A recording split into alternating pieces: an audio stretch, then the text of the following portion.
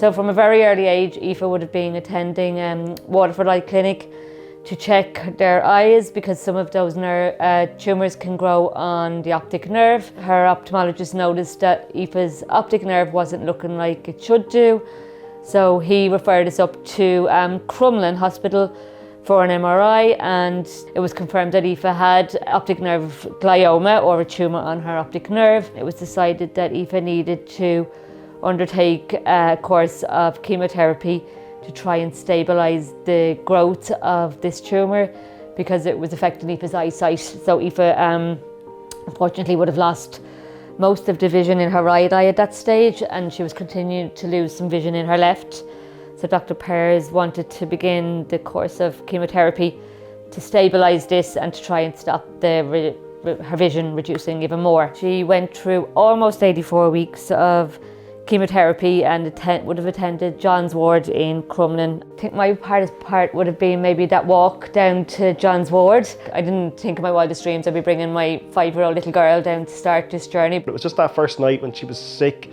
She was violently ill for hours and hours and hours. The impact on hospital days can be really tough because obviously we had Aoife, who was unwell at the time, and then obviously we've got our older brother Tom as well, and then obviously there's Kat and I, we need time together as well.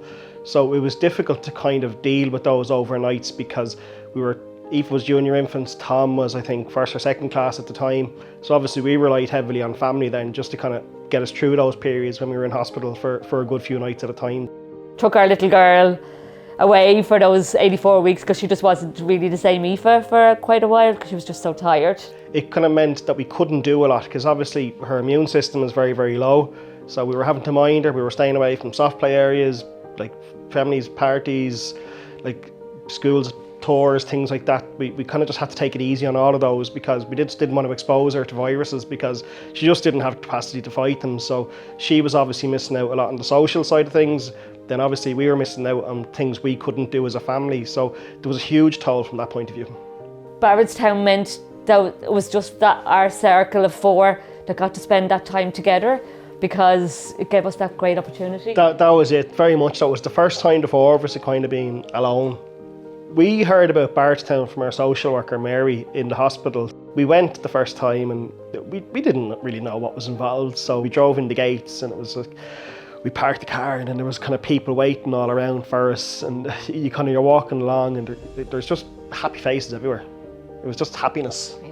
It's like escape because I remember I was always very nervous or anxious about my being sick and all. I'm not able to talk to my friends, oh, chemo's hard because. So I found it really nice just to escape, and I remember it was so nice meeting new people because I love meeting people that get it. So I remember meeting a lot of new friends that had either gone to chemo before, and that was really, really special.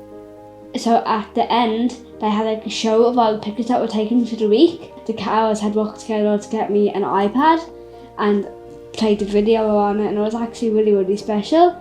In that moment, I felt really loved and appreciated. It gives you that chance to just go, breathe, take a breath and go, okay, we're going to leave the chemo, we can leave Freddie, we can leave the hospital for those 3 days and just be a normal family of 4. The difference Barretstown, I think, made to our family, it just showed us that every day didn't have to be dark. It was just a chance to kind of just reset the batteries and kind of go again. So obviously we'd like to say a massive thanks to all the individuals and all the companies who've donated to Barretstown and obviously are creating opportunities for families like ourselves to kind of go to Barretstown.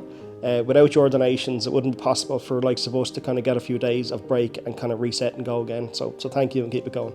If I could ask Santa to sprinkle magic over Barretstown, I'd ask him to sprinkle happiness, laughter, and for forgetfulness, so people can forget what's happening in the outside world.